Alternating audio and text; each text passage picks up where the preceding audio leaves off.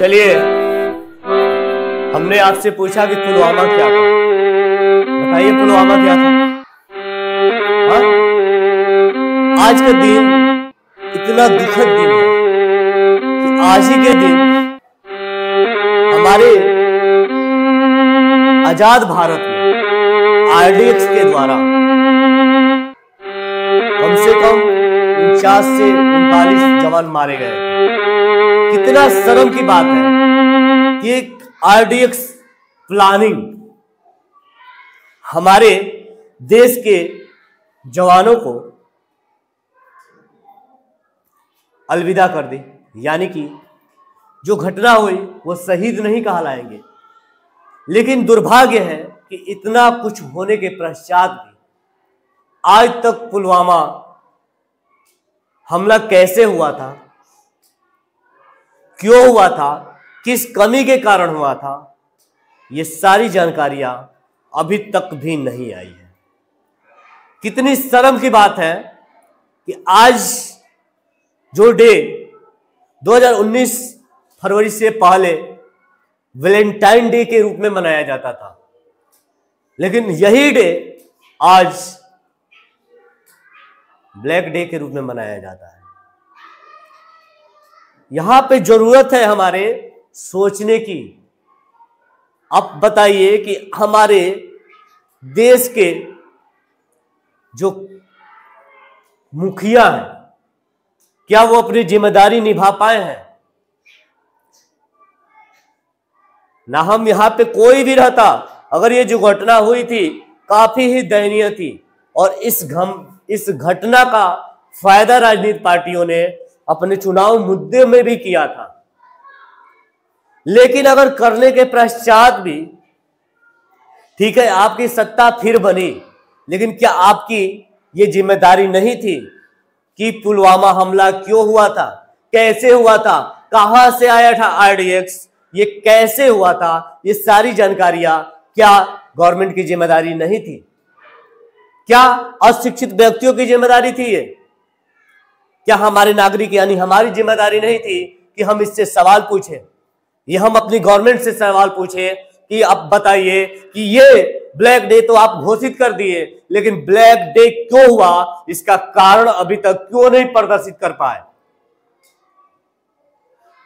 और दुखद दिन है कि हमारे देश के जो जवान आज के दिन जो लड़ाई के दौरान नहीं, एक षड्यंत्र के द्वारा अपने जान की आहुति दे दी। अगर वो जवान हमारे देश के बॉर्डर पे होते तो एक विस्तृत एवं बेहतर जिम्मेदारियां निभाते हुए देश को और भी बेहतर बनाते। लेकिन बड़ी दुखद है आज की हमारी शिक्षा व्यवस्था की, क्योंकि इसमें शिक्षा ही सबसे बड़ा भयंकर है कि अगर शिक्षा व्यवस्था बेहतर होती तो लोग आज सवाल पूछे होते कि आप बताइए क्यों हुआ था यह हादसा, और इतने 2019 से हम आ गए 2025 में, लेकिन क्या अभी तक इसके कोई भी मामले स्पष्ट तरीके से सरकार ने रख पाई? बड़ी परिवार के लोग जो किसान परिवार से होते हैं, मेहनती मजदूर परिवार से होते हैं, उनके बच्चों का पहला टारगेट यानी कि उम्मीद होता है उस परिवार का कि हमारा बच्चा जाकर डिफेंस करेगा, और वो आर्मी, थल सेना, वायुसेना, जल सेना में जाकर अपना कार्य देता है। एक सिपाही बनने के लिए, एक सैनिक बनने के लिए क्या जुनून होती है देशभक्ति की, वो एक देशभक्त यानी कि एक सैनिक ही बता सकता है। वो बाहर के दुश्मनों से लड़ता है, लेकिन हमारे अंदर के दुश्मनों से कैसे लड़ा जाएगा? अब इसके लिए जरूरी है शिक्षा व्यवस्था को बेहतर करने की। कभी भी राजनीतिक पार्टी कोई भी हो, शिक्षा व्यवस्था बेहतर नहीं कर सकती है जब तक व्यक्ति अपनी जिम्मेदारियों को अपने तरीके से बेहतर सोच के साथ नहीं निभा पाएगा। यानी कि हर व्यक्ति को शिक्षा के तरफ एकदम समर्पित होना ही पड़ेगा। यदि हमारे पास इतनी क्षमता है तो क्षमता क्यों है? क्योंकि हमारे गुरुजनों ने हमको शिक्षा व्यवस्था बढ़िया दिया। तो आज अगर हम अपने डिपार्टमेंट यानी कि अपने विद्यालय को एक स्थापित करके एक अच्छा संरक्षण देने का प्रयास कर रहे हैं, तो ये हमारी जिम्मेदारी है कि हम भी शिक्षा व्यवस्था को और भी बेहतर करें, इतना बेहतर करें कि जब आप बड़े हो ना, जब आप युवा हो, तो आप अपने कर्तव्य का पालन कर पाए और ऐसे ब्लैक डे न बनाना पड़े।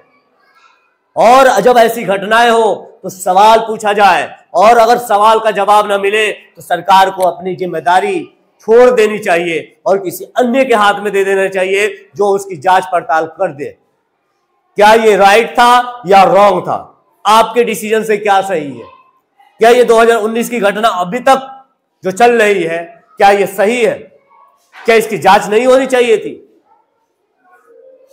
क्या इसके पूरे षड्यंत्र को जनता के सामने नहीं रखना चाहिए था। आज हम बड़ी दुखद एक डे लेकर आ जाते हैं, और जैसे मान लीजिए कि आज तो हम लोग क्लास ले रहे हैं और ये खुशी का दिन था कि जो युवा होते थे एक संदेश जाता था कि आज वैलेंटाइन डे, और आज संदेश किसमें है? बेचारे वो युवा वैलेंटाइन डे मनाए या ब्लैक डे मनाए,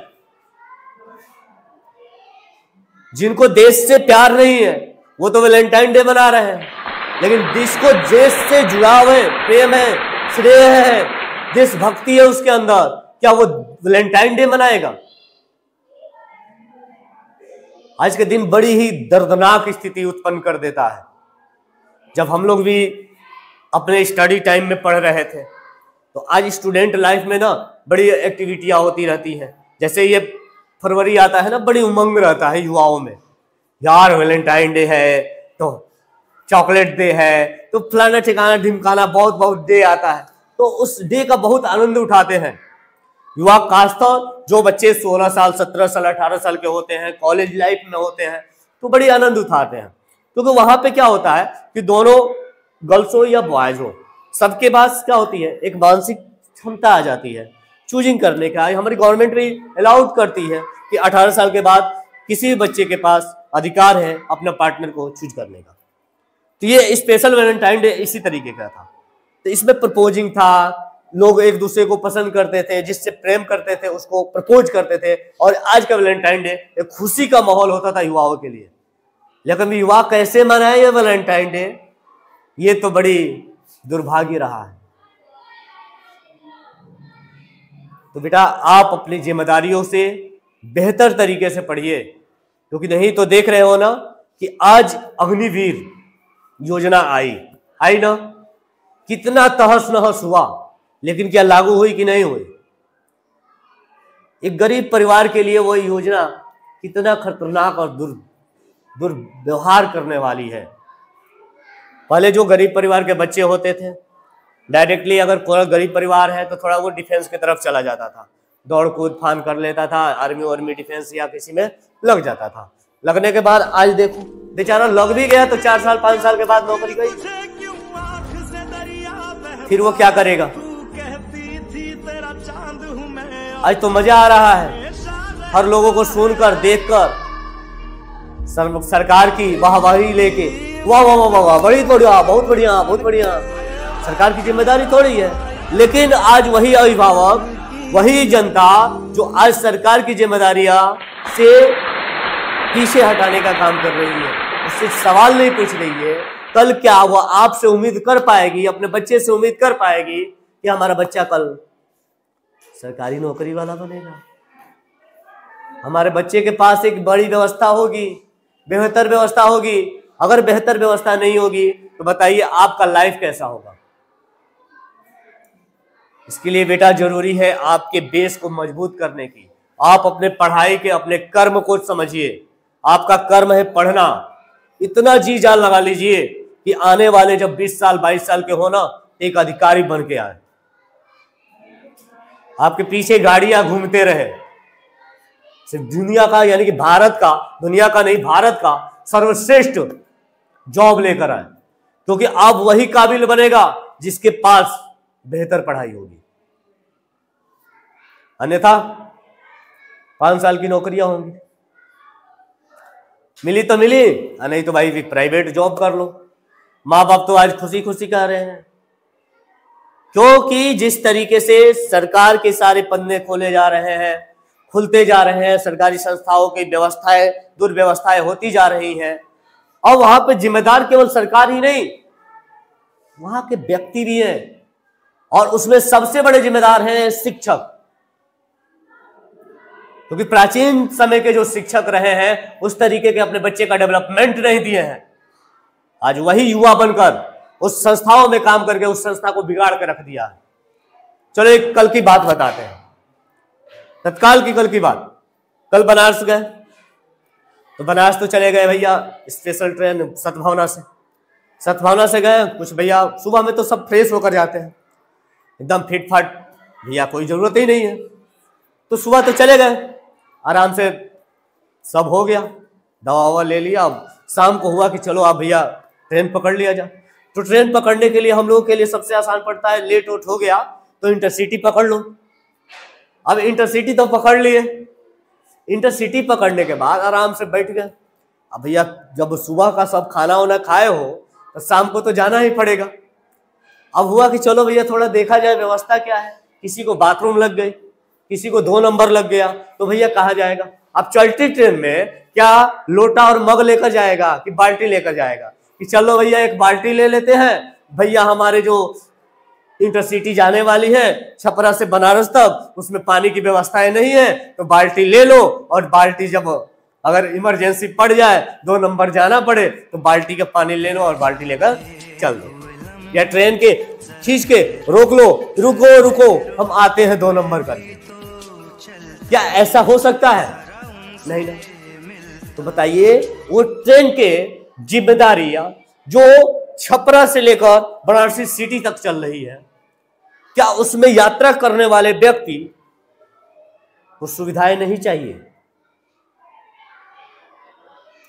क्या उनमें पानी की व्यवस्थाएं उनके कर्मचारियों को नहीं करनी चाहिए? हाँ या ना? हम लोग सोचोगे कि सर को लगा होगा इसलिए करे। सही बताएं तो हमको तो बड़ी परेशानी थी, बैठे बैठे एकदम पेट दर्द करने लगा। गए देखे भाई बाथरूम पानी नहीं आ रहा है। अब गाड़ी तो भैया करे तो करे क्या, भगवान से मना रही है, भगवान रुक जा, कंट्रोल कंट्रोल कंट्रोल, बस रुके रहो। अब ना कुछ खा रहे हैं ना कुछ पी रहे हैं, बैठे बैठे एकदम पेट जैसे लग रहा है कि फट जाएगा। 11 बजे रात को, 11:30 बजे रात को जब सुरेमनपुर ट्रेन रुकी, वहां से ई रिक्शा पकड़े, जल्दी भागे घरे आए, और आने के पश्चात तुरंत पहले बाथरूम ही दिखा। हम कपड़ा वपड़ा खोले, बाथरूम गए, फ्रेश हो गए, तब जाकर थोड़ा ठंडा और राहत मिली। अब वैसी स्थिति में मान लो कि किसी को लूज मोशन या किसी को एकदम प्रेशर में है, मोशन में है, तब क्या करेगा वो? और दुर्भाग्य मानो, चलो अगर मान लो कोई गया भी, सीट पे टट्टी पट्टी कर भी दिया, तो भैया धोएगा कैसे? पानी तो आ ही नहीं रहा है, तब क्या करेगा? तो इसलिए जब भी इंटरसिटी जाओ तो पहले फ्रेश होकर जाओ। जब सुबह की ट्रेन यानी कि बनारस के लिए ट्रेन पकड़ो तो भैया एकदम फ्रेश वॉश लेकर जाओ, और उधर से ट्रेन पकड़ने से पहले फ्रेश वॉश हो लिया करो, तब जाके इंटरसिटी में बैठना। अन्यथा पानी की व्यवस्था इंटरसिटी में बंद कर दी गई है। अब ये जिम्मेदारी किसकी थी? कर्मचारियों की थी ना। कर्मचारियों को सरकार ने क्या सैलरी नहीं दिया? अब दूसरी जिम्मेदारी, अगर इतनी व्यवस्थाएं दुर्व्यवस्था होने के पश्चात भी अगर जनता इस पे आवाज नहीं उठाई है, तो इसके जैसा नालायक कौन है जो यात्रा कर रहे हैं? दिक्कत तो सबको हुई होगी, हमनी को थोड़े हुई होगी, हमनी को नहीं ना हुई होगी, और भी लोग होंगे। एक डब्बे में 90 सीट होता है, तो 90 ही लोग थोड़े जाते हैं, इससे अधिक लोग जाते हैं। अब सोच लो अगर 10 बोगी होगी तो कितने लोग गए होंगे। और जो छपरा से बनारस के लिए जो ट्रेन जाती है इंटरसिटी, उसमें अधिकतर बीमार लोग ही जाते हैं। चलो भैया बनारस इलाज कराना है, बताओ कितना दुर्भाग्य है हमारी इस व्यवस्था की। तो इस व्यवस्था में क्या कहा जाए? सरकार का भी दोष देना भी अनुचित नहीं। लेकिन यहां पर सरकार को जिम्मेदारी उठानी चाहिए कि अगर कर्मचारियों के द्वारा या अधिकारियों के द्वारा अगर इस प्रकार से कार्य किए गए हैं तो जिम्मेदारी होती है वहां के डिपार्टमेंट की। जैसे हमारे डिस्ट्रिक्ट में अगर कोई गलतियां होती हैं तो जिम्मेदारी होती है हमारे डीएम की। लेकिन जब यही लोग भ्रष्ट बैठे हों तो जिम्मेदारी कौन उठाएगा? तो बताइए, इस भ्रष्ट का कारण कौन बना था? क्या वो ऐसे ही भ्रष्ट हो गए हैं? इसके कारण हमारे शिक्षक रहे और हमारा परिवार रहा। जैसे पिछले में बताए थे ना कि गंगा जी नहाने जाते हैं पाप धोने, लेकिन गंगा जी क्या धोना जाना चाहिए? अहंकार धोना। वो अहंकारी लोग बैठे हुए हैं, लूटपाट कर रहे हैं और एक दिन जाकर गंगा जी के तीर पे जल जाएंगे और पैसा वैसा का वैसा। इसलिए कर्म के पक्के बनो, अपने कर्तव्य का पालन करो, जो जिम्मेदारी आपको दी गई है उस जिम्मेदारी को अच्छे से निभाओ। और ये पुलवामा हमला का जो पूरा ब्यौरा है, पल्ला चिट्ठा है, सरकार को चाहिए जनता के सामने इसे अति शीघ्र जितना जल्द से जल्द हो इस मामले को स्पष्टी दे। क्या आप नहीं चाहते हैं इस मामले के पूरा स्पष्टीकरण हो? चाहते हैं तो क्या करना चाहिए?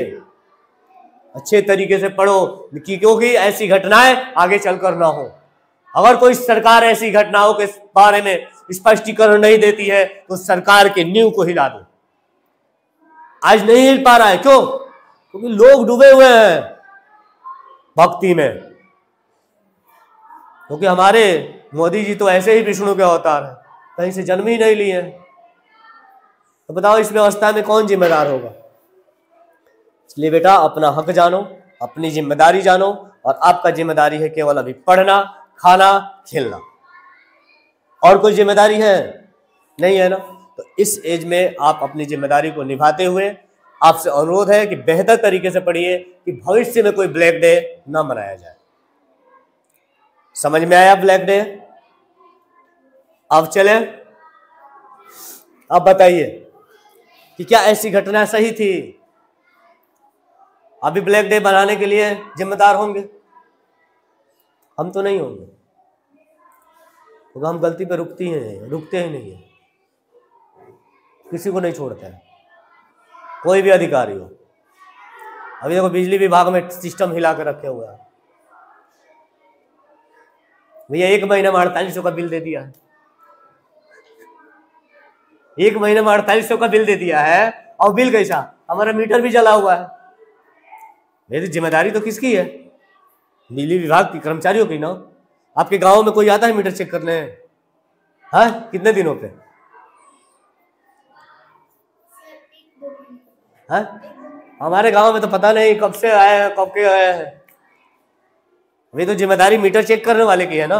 मीटर जला है तो मीटर रिप्लेस करो। हमने कंप्लेन किया है 4 दिन 5 दिन पहले हो गया, अभी कह रहा था कि 3 दिन में सॉल्व हो जाएगा। अभी तक हमारा कंप्लेन वैसे ही है। तो कितना बढ़िया से हम अपनी जिम्मेदारी निभा पा रहे हैं।